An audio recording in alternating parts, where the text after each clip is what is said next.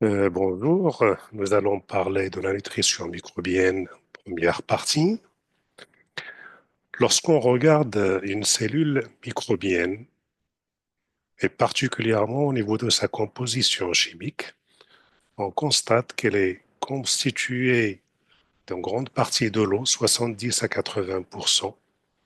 Elle est constituée de protéines à hauteur de 15 à 18%, polysaccharides 1 à 3%, lipides 1 à 2%, acides nucléiques 3 à 7%, sels inorganiques 1 à 2%, pour une formule brute moyenne qui est de C4H7O2N.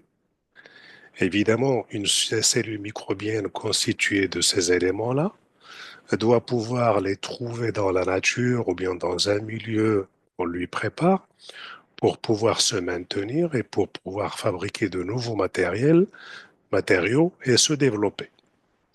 Ainsi, les éléments nutritifs nécessaires pour son développement vont être sous forme de trois catégories principales.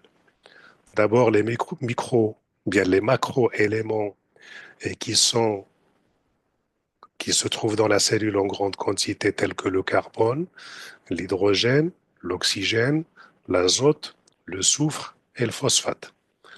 Vient après les microéléments qui vont participer d'une façon globale à l'équilibre physico-chimique du milieu intracellulaire, mais qui vont jouer aussi un rôle dans certaines réactions enzymatiques, voire de transport des éléments nutritifs tels que le sodium, le chlore, le magnésium, le potassium et le manganèse. Arrivent par la suite ce qu'on appelle les oligoéléments qui seront présents en quantité beaucoup plus faible et qui vont servir généralement comme cofacteurs de réaction enzymatique. Et pour finir, il y a tout de même une autre catégorie qui est éventuellement nécessaire, ce sont les facteurs de croissance. Ces facteurs de croissance sont surtout des acides aminés, des vitamines ou leurs dérivés et des bases puriques et pyrimidiques. On verra ça en détail. Quel est le rôle de ces différents éléments? Le carbone, comme vous le savez, il est le constituant majeur des cellules qui va jusqu'à 50%. On va le trouver dans les glucides, dans les lipides, dans les protéines, et il provient pour le développement microbien de matières organiques, pour ceux qui assimilent les sources organiques pour le carbone, ou bien le CO2 pour ceux qui vont assimiler le CO2. L'hydrogène et l'oxygène vont venir de l'assimilation des glucides, lipides et protéines. Pardon, ils vont servir pour la fabrication des glucides, lipides et des protéines, et ils vont venir des matières organiques assimilées, de l'eau, de l'oxygène pour les aérobies, du CO2 et l'hydrogène H2 pour l'hydrogène. Le soufre, il va servir pour fabriquer les acides aminés soufrés tels que la cystéine et la méthionine, mais également la thiamine, les coenzymes A et la biotine. Il provient des matières organiques, du SO4, H2SO4, l'ion SO4-, HS-, du soufre ou bien du thiosulfate. Le phosphore, quant à lui, qui va servir pour la fabrication des phospholipides, de l'ADN, de l'ARN, de l'ATP et de nombreux coenzymes. Il provient de sources minérales telles que le PO4, 3- ou bien H3PO4. L'azote, qui va servir pour fabriquer les protéines, il va provenir soit de la matière organique pour les micro-organismes qui vont assimiler des protéines, par exemple, ou bien de l'azote moléculaire dans le cas du rhizobium, des nitrites dans le cas de nitrobactères, des nitrates dans le cas de toutes les bactéries qui possèdent la nitrate réductase et de l'ion ammonium. Les facteurs de croissance, quant à elles, vont donc jouer un rôle important dans le cas des vitamines C en tant que coenzymes, les acides aminés C en tant que précurseurs des protéines et les bases puriques et pyrimidiques pour la synthèse de l'ADN et de l'ARN.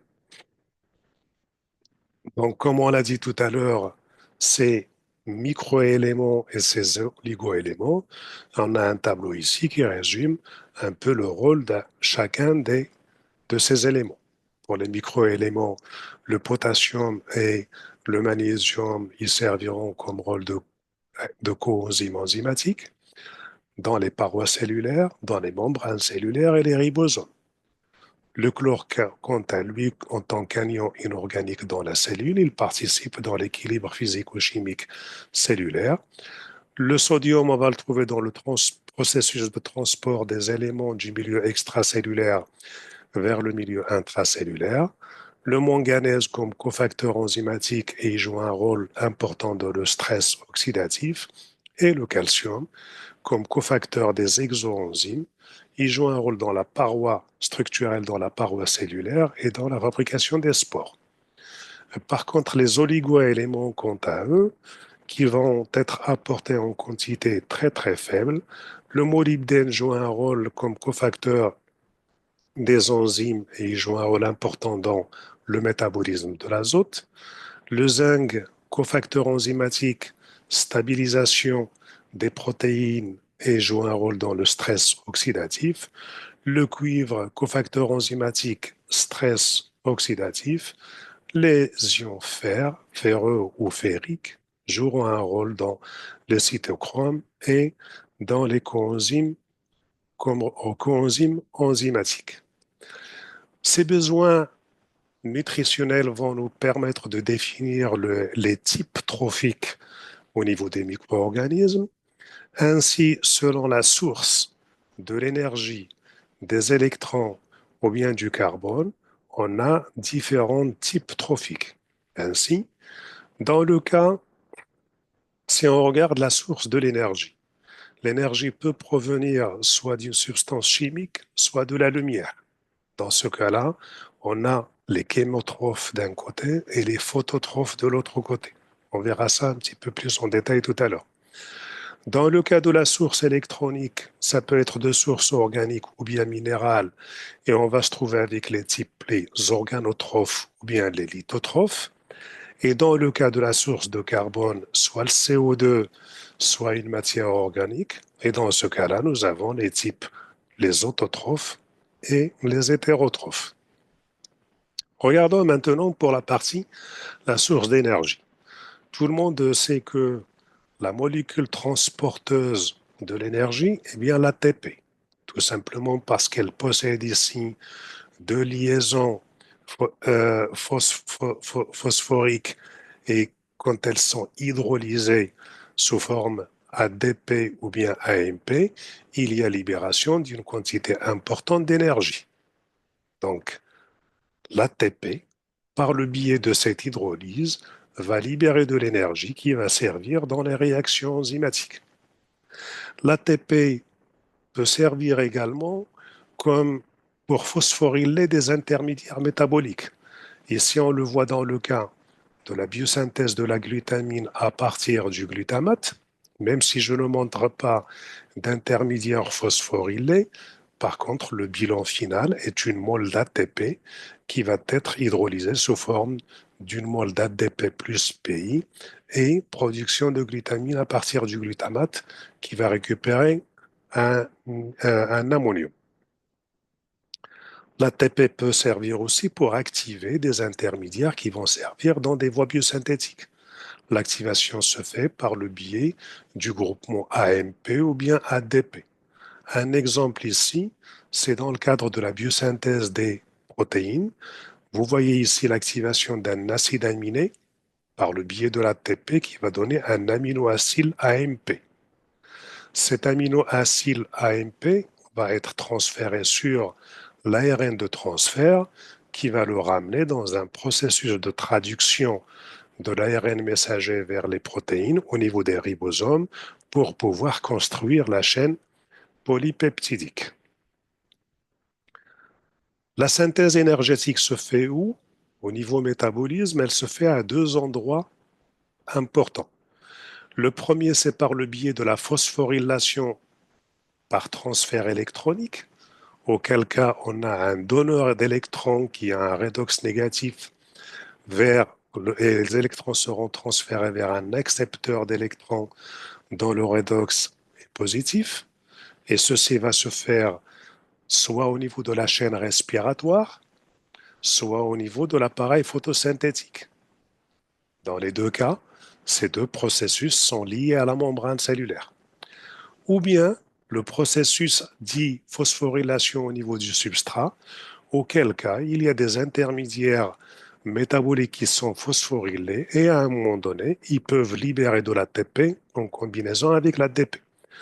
Parmi ces intermédiaires phosphorylés, on le voit, les plus connus, c'est le 1,3 bis phosphoglycérate, ainsi que le phosphoénol pyruvate, deux intermédiaires de la glycolyse, mais on le trouve aussi au niveau de l'acétylphosphate à ce niveau-là.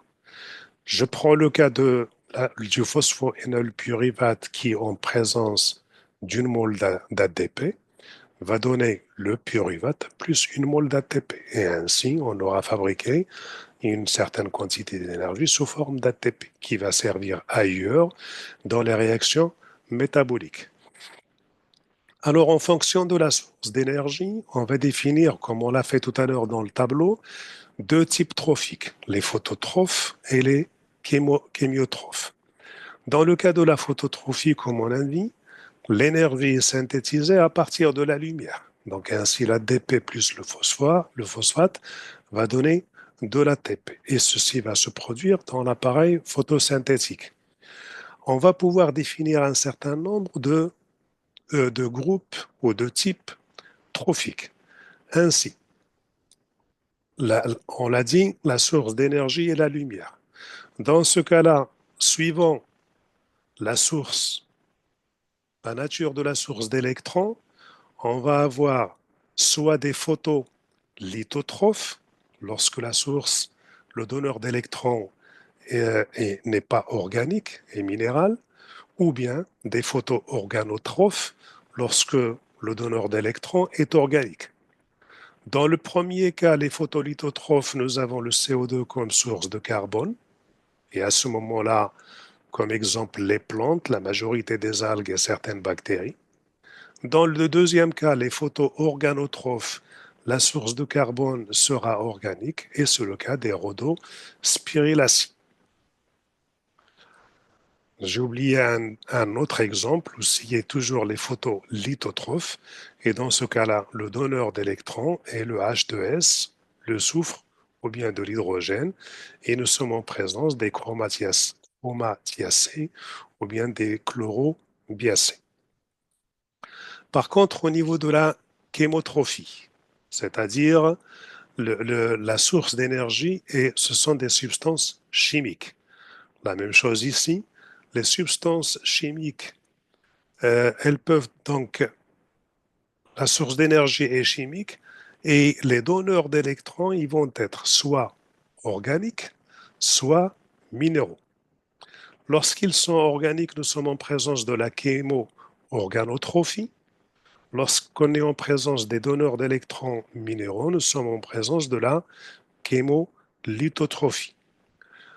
Là aussi, chez les chémo-organotrophes, on peut être, en fonction de l'accepteur final d'électrons, en aérobiose ou bien en anaérobiose. En tout état de cause, la source de carbone est organique. Et ce sont donc des hétérotrophes. On a ici un certain nombre d'exemples dans lesquels les pseudomonades, Bacillus licheniformis, les sulfatoréducteurs, les bactéries lactiques et les clostridiens. Par contre, lorsque la source d'électrons est minérale et nous avons à ce moment-là tel que l'hydrogène, H2S, etc., là aussi, selon l'accepteur final d'électrons, nous sommes en présence d'aérobie ici, on le voit, ou bien d'anaérobie. Et on va trouver des bactéries oxydants, des oxydants de l'hydrogène, des thiobacilles, des nitrosomonas, nitrobactères, les méthanogènes et les acétogènes. Un exemple ici, par exemple, dans le cadre de l'oxydation de l'hydrogène, une mole d'hydrogène en présence d'une demi-mole d'oxygène qui va donner ainsi de l'ATP et qui va servir dans le métabolisme cellulaire. Restent les facteurs de croissance, ils vont nous permettre aussi de définir deux types trophiques. La majeure partie des micro-organismes, quelle que soit leur nature, que ce soit des autotrophes ou bien des hétérotrophes, c'est-à-dire ils ont comme source de carbone le CO2 ou bien des substances organiques, sont dits prototrophes, c'est-à-dire ils sont capables de fabriquer tous les facteurs de croissance nécessaires. Ces facteurs de croissance, de quoi s'agit-il? Ils peuvent être des acides aminés, ils peuvent être des vitamines ou bien des dérivés de vitamines, comme ils peuvent être des bases puriques et pyrimidiques. Les acides aminés vont servir dans la synthèse des protéines, les vitamines ils vont servir entre autres comme des cofacteurs, des coenzymes, et les bases puriques qui est pyrimidiques, c'est avec ça qu'on va synthétiser l'ADN et l'ARN. Donc, si jamais ces micro-organismes, pour une raison ou une autre, par des mutations, par une évolution qui a abouti à des mutations, qui a abouti à une perte d'un morceau d'ADN, ils ne sont plus capables de fabriquer l'un ou l'autre de ces facteurs de croissance. À ce moment-là, ils sont dits auxotrophes. Prenons le cas ici de quelques exemples. Clostridium cluiveri n'a besoin que de deux facteurs de croissance, la biotine et l'acide p-aminobenzoïque, qui sont des vitamines et qui vont servir comme des cofacteurs enzymatiques. Par contre, prenez le cas presque extrême, qui sont les bactéries lactiques, et qui, au cours de leur évolution, ils ont perdu leur capacité de produire tous les acides aminés, les bases puriques et pyrimidiques, ainsi que les vitamines. Donc, pour les faire développer, il faut leur donner dans le milieu de culture tous ces éléments-là. Ce n'est pas pour rien que ces bactéries lactiques sont rencontrées naturellement dans les milieux complexes, tels que le lait ou bien dans les végétaux. Par contre, lorsque le besoin n'est pas connu d'une façon exacte et pour construire un milieu de culture, à ce moment-là, sur un milieu synthétique, on va ajouter un peu d'extrait de levure qui va apporter tout le nécessaire pour la croissance microbienne. Tout ceci nous mène tout droit vers les milieux de culture. Les milieux de culture, c'est la base de la microbiologie et ces milieux de culture peuvent être classés en fonction de différents critères.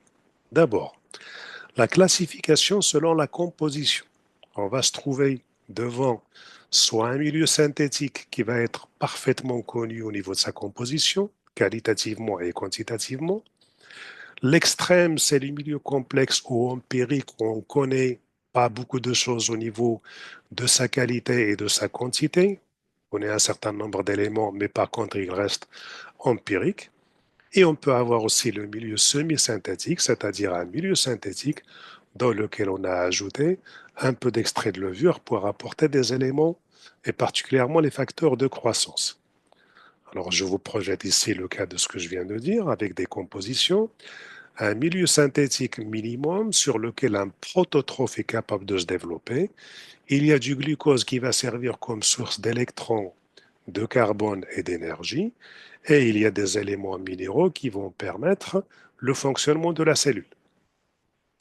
Si par contre nous avons un, un auxotrophe tel que Clostridium que j'ai montré tout à l'heure, dans ce cas-là, on va utiliser un milieu synthétique enrichi.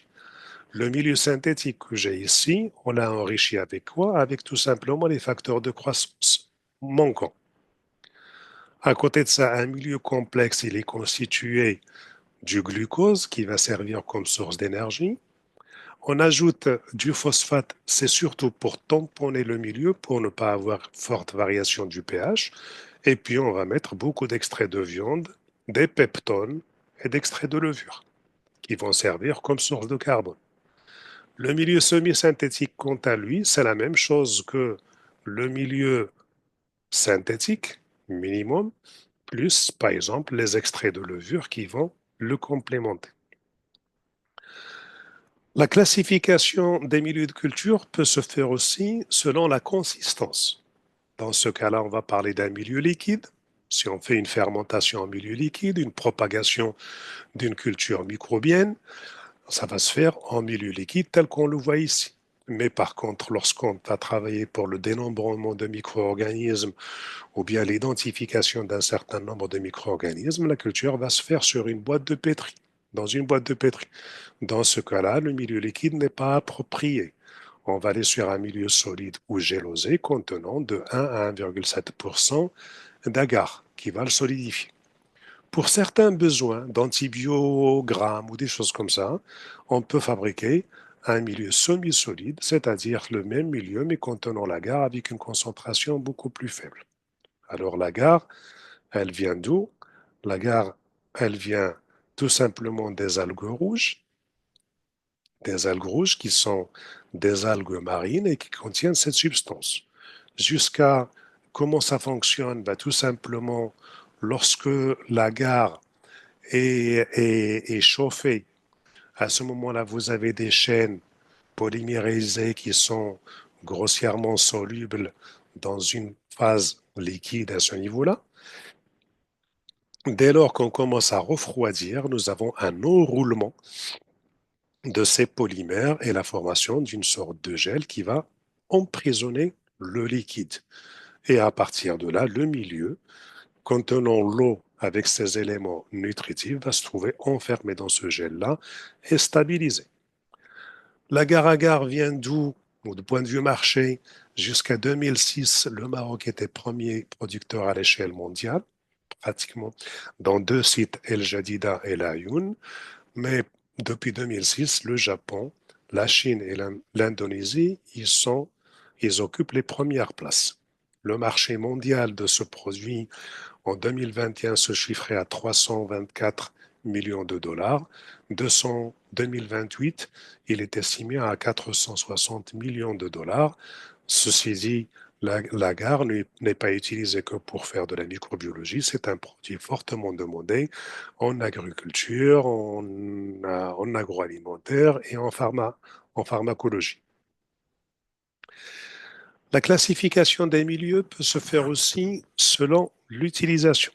Ainsi, on va se trouver avec des milieux usuels ou de base qui vont servir pour des bactéries non exigeantes, comme on l'a dit tout à l'heure, grossièrement les prototrophes. Mais par contre, on peut se trouver à enrichir le milieu avec des facteurs de croissance pour répondre aux besoins des auxotrophes. On a aussi affaire à des milieux d'identification. Donc on a différents milieux qui ont été développés et pour les besoins d'identification numérique des micro-organismes, lorsqu'on veut regarder si le micro-organisme est capable de métaboliser tel ou tel sucre, de consommer tel ou tel acide aminé, etc. Ainsi, ce qu'on appelle les galeries API qui ont été développées, vous le voyez ici, un milieu de culture ensemencé avec le micro-organisme et incubé, va aboutir à différentes couleurs montrant que le micro-organisme a bien métabolisé le produit en question ou bien il ne l'a pas du tout métabolisé. On a affaire aussi à des milieux de culture différentiels, c'est-à-dire lorsqu'on a deux types de bactéries, on veut les différencier comme c'est montré le cas ici par exemple, de staphylocoques. Deux espèces relativement proches, Staphylococcus aureus et Staphylococcus epidermidis, sur la même gélose, les colonies vont donner deux couleurs différentes. Parce qu'il y a une molécule qui vont métaboliser ou qui vont transformer et chez chacun va donner une couleur différente. Donc on va différencier deux espèces relativement proches. Nous avons aussi affaire à des milieux sélectifs. Ces milieux, ils vont inhiber la majeure partie des micro-organismes et stimuler les bactéries désirées. Ça peut être en jouant sur le pH ou sur une concentration élevée en sel, etc. Les milieux électifs, c'est ceux qui vont favoriser un germe par rapport aux autres. Et pour finir, les milieux de conservation. lorsqu'on veut conserver des micro-organismes dans une température de frigo, nous avons intérêt à les mettre sur des milieux relativement pauvres et qui vont ralentir fortement le métabolisme. Ce qui fait le micro-organisme peut être conservé longtemps et il sera toujours revivifiable le moment où on en a besoin. Les milieux de culture peuvent être classés aussi selon le mode de stérilisation. Généralement, nous avons des milieux autoclavables ou des milieux non autoclavables. Alors, les milieux qui sont les plus fragiles, qui contiennent des éléments qui peuvent être détruits par la chaleur, ne seront pas autoclavables. Et dans ce cas-là, on va les stériliser avec des filtrations, d'ultrafiltration ou des procédés de cette nature-là. Par contre, les milieux qui sont les plus robustes et qui ne nécessitent, enfin, qui vont être utilisés pour des micro-organismes peu exigeants, dans ce cas-là, ils sont autoclavables, c'est-à-dire stérilisés avec de la chaleur à haute température. Généralement, on est à 121 degrés.